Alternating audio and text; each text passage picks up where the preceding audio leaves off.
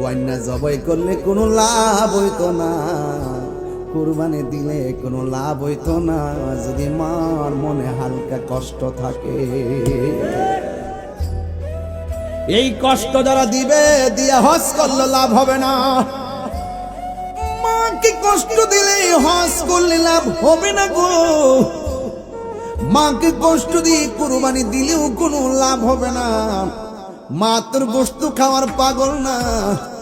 মারে যদি কইতাম মা কোন গরু কিনতাম, লাল কিনতাম না কালো গরু কিনতাম, মা যদি তোরে কইতো পুত্রে যেটা ভালো লাগে এটা লইয়া, মা সবারে কইতো কালো আনলো কইতো সাদা আনলো কইতো, আমার ফুলা আমার জিগাইয়া গিয়া গরুটা কিনছে।